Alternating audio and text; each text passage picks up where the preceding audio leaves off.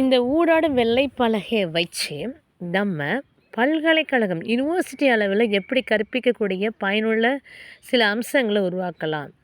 திரைநிழல் இந்த வார்த்தைகள்லாம் கொஞ்சம் கொஞ்சம் இம்பார்ட்டன்ட். திரைநிழல் திரையை மறைக்க உதவுகிறது.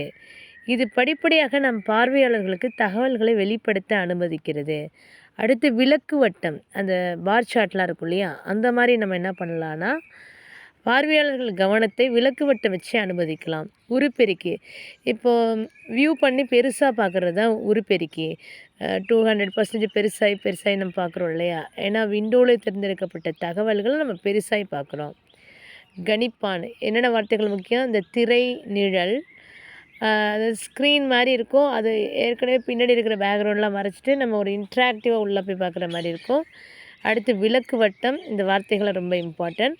அடுத்து உருப்பெருக்கி. கணிப்பான், இது கணினியில் கிடைக்கும் கணிப்பானை திறக்கும், அது என்ன வேணுமோ அதை ஓப்பன் பண்ணுறது தான். சுட்டிக்காட்டி அப்படின்னா மவுஸு, அதை வச்சு பல தகவல்களை நம்ம ட்ராக் பண்ணலாம். திரைப்பட கருவி பெட்டி, அதாவது நம் திரையில் படங்களை எடுக்க அனுமதிக்கிறது. ஸ்மார்ட் நோட் குறிப்புகள், நம்ம எடிட்டிங் யூஸ் பண்ணுறோம்ல, அந்த சாஃப்ட்வேர் எல்லாம் யூஸ் பண்ணிக்கலாம். வடிவம், இதெல்லாம் சொல்கிறது. சரி, இதெல்லாம் வச்சு நான் ஏற்கனவே சொன்ன மாதிரி தான் ஆடியோ வீடியோ ஸ்ட்ரீமிங், அப்புறம் நம்மளுக்கு தேவையான இன்ட்ராக்டிவ் டூல்ஸை ஆப்பை யூஸ் பண்ணலாம். அதெல்லாமே பல்கலைக்கழக அளவில் நம்ம பயன்படுத்தலாம். அதில் செய்யக்கூடிய திரையுடைய வார்த்தைகள் திரைநிழல், கணிப்பான், இந்த மாதிரி சில வார்த்தைகள்லாம் இருக்குல்ல, அதெல்லாம் பார்த்துங்க. கணிப்பான், உருப்பெருக்கி, விளக்கு வட்டம், இதெல்லாம் பயன்படுத்தக்கூடியது. வெளிப்படைத்தன்மையாக இருக்குது. வடிவம். ஊடாடும் கற்பித்தல் அப்படின்னா நம்ம கற்பவர்களுடைய தேவைக்கு ஏற்ப பதிலளிக்கும் விதமாக தமது அணுகுமுறையை மாற்றி அமைக்கிறது. ஊடாடும் விரிவுரையாளர்கள், லெக்சராக இருக்காங்களே, வெவ்வேறு கற்றல் பாணிகளை பயன்படுத்துவார்கள். தொடர்பு இல்லாமல் திறம்பட கற்பிக்க முடியாது. ஊடாடும் கற்றல் இருவழி செயல்முறையாகும். ஆனால் கற்பவர் விரிவுரைய சகாக்கள், வசனங்கள் அல்லது மூவரோடு தொடர்பு கொள்ளலாம். எடுத்துக்காட்டாக ஒரு கோணங்களை மதிப்பிடுறோம், பித்தாகரஸ் தியரம்ல வச்சுருக்கோம் இல்லைனா, அதனுடைய எஃபிஷியண்ட்டை வளர்ப்பதற்காக நம்ம பாடத்தை ஊக்குவிக்கணும். அப்போ என்ன பண்ணணும்னா, மர்மமான ஒன்றும் கிடையாது. இதை பொறுத்த வரைக்கும் ஒரு ஆசிரியர் ஒரு கேள்விகளை கேட்கணும். வீட்டு பாடங்களை நீங்கள் செஞ்சுருக்கீங்களா, அதை சரி பார்க்கணும். ஒரு குழு விவாதங்களோடு நடத்தணும். இதெல்லாம் ஒரு இன்ட்ராக்டிவாக இருக்கணும். ஒன்வேல நம்ம சொல்லிக் கொடுக்குறது எந்த யூசேஜுமே கிடையாது. அவங்கள ஆர்கனைசேஷன் பண்ணணும்னு சொல்கிறாங்க. கிட்டத்தட்ட எல்லா ஆசிரியர்களும் ஒரு விஷயத்தை தான் செய்கிறாங்க. ஆனால் ஒருவர் கற்பிப்பதிலிருந்து விலகி கற்றலை பற்றி சிந்திக்க வேண்டும். கடந்த 20 ஆண்டுகளில் அறிவியல் துறை மக்கள் எவ்வாறு கற்றார்கள், நம்ம இப்போ எப்படி கற்றுக் கொடுத்துட்ருக்கோம், இன்னும் கற்றுக்கொள்ள வேண்டியது என்ன இருக்குது, நம்ம மாணவருக்கு கற்றுக் கொடுக்க வேண்டியது என்ன இருக்குது அப்படின்னு அண்டர்ஸ்டாண்ட் பண்ணிக்கணும். அப்படிங்கிற விஷயத்தை தான் நம்ம எடுத்துக்கொள்ளணும். அதை தொடர்ந்து முயற்சியாக வச்சு ஒரு உணர்வுபூர்வமாக அது இயக்கப்படுதா, நம்ம சொல்லிக் கொடுக்குறோமா, ஒரு ஆசிரியர் ஒரு சொற்பொழிவோ ஏதோ தெளிவான புத்திசாலியான இன்ஃபர்மேஷன் கொடுக்குறாரா அப்படின்னு பார்க்கணும். ஒரு விரிவுரையினோட முக்கியமான கருத்தை, நான் ஆல்ரெடி சொல்லியிருக்கேன், கருத்தை கான்செப்ட் தான் புரிஞ்சுக்கணும், தியரி இல்லை. முந்தைய தலைமுறைகளாக இல்லாமல் இருக்கலாம், அல்லது முன்பு நடந்ததை பற்றி புரிந்து கொள்ளாமல் இருக்கலாம். எனவே விரிவுரை அடிப்படையாக கொண்டு அந்த கான்செப்டை அவனுக்கு நம்ம விளக்குறோமா, விளக்க காட்சியை பயன்படுத்தலாம். அதாவது இவன் என்ன சொல்கிறாங்கன்னா, ட்ரையாங்கிள் வியூவில் நம்ம ஃபார்மேட் பண்ணலாம். ஒன்று நம்ம கற்றுக் கொடுக்குற விஷயத்த அவனுக்கு புரிஞ்சுருக்கணும். இன்னொன்று நம்ம தேவையான விளக்கப்பட காட்சிகளை எடுத்துக்கொண்டு interactive board, other audio video, அது எனது வெப் ஸ்ட்ரீம் பயன்படுத்தி நம்ம கொண்டுட்டு வரலாம். ஏன்னா இது தனித்துவமான ஒரு விஷயத்தை புரிந்து கொள்வதற்கு உருவாக்க உதவுகிறது. நம்ம இலக்கியத்தை நன்கு விவரிக்கிறோம் அப்படின்னு சொன்னோம்னா, அந்த ஒரு காரணம் அது உருவாக்கம், அதனுடைய ஆசிரியர்களுடைய அது செயலாக்கத்தை கருத்து இடைவெளியில் ஒதுக்கப்பட்டவர்கள் பொதுவான ஒரு வழி நடத்துதல் இருக்க வேண்டும். இதெல்லாம் அடுத்து ஒரு நல்ல கிளாஸ் எடுக்கணும், ஒரு வழி நடத்துதல் இருக்கணும். 3வது ஒரு உந்துதல், மோட்டிவேஷன் இருக்கணும். ஆசிரியர்கள் என்ன மாணவருக்கு சொல்கிறாங்களோ அதில் தேவையான விஷயத்தை எடுத்துகிட்டு தேவையில்லாத விஷயத்தெல்லாம் ரிமூவ் பண்ணிவிட்டு அவனுடைய சிக்கலை தீர்க்கக்கூடிய ஒரு குழுவாகவும் செயல்படணும். இது மட்டும் இல்லாமல் அவங்க சகாக்களிடம் ஆசிரியர்கள் எதிர்வினை வடிவத்தில் ஏதாவது வந்துச்சுன்னா அந்த கருத்துக்களை எதிர்பார்த்து மிகவும் வலுவான தூண்டுதல்களை ஏற்படுத்த வேண்டும்.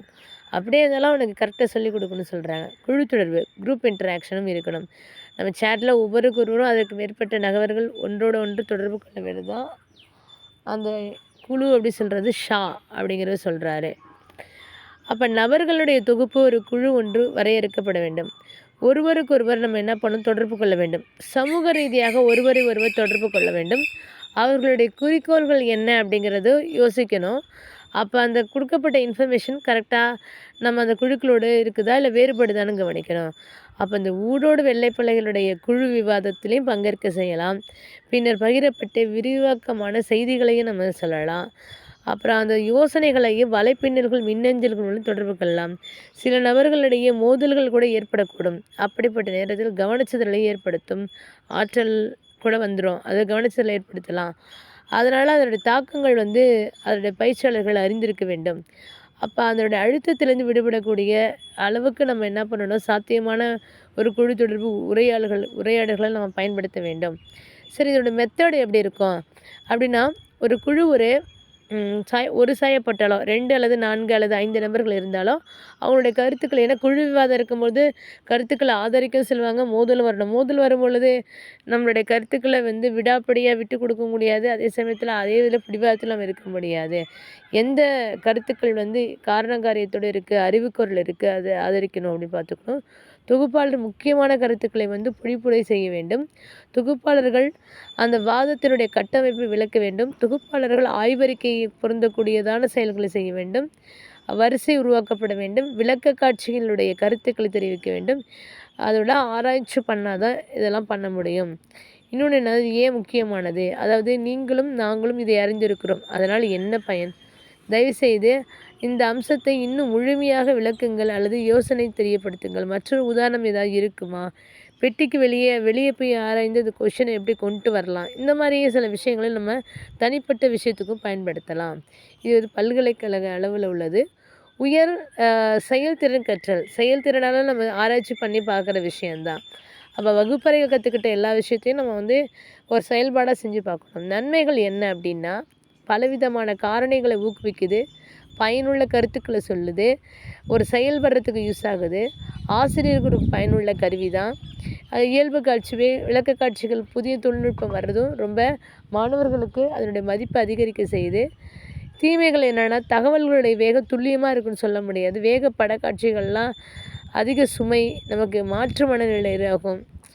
ஏன்னா சுண்ணாம்பு பேச்சு அப்படின்னு இருக்குன்னு வச்சுங்களேன், அது மாற்று மனநிலைன்னு சொல்கிறாங்க.